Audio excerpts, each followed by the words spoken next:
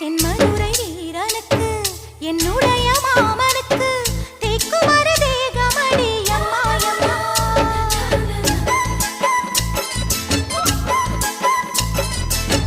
மாமன் பெற்ற பெண்ணுனக்கு மையெழுதும் கண் எதுக்கு என்னை வந்து கொல்லுதடி அம்மா அம்மா.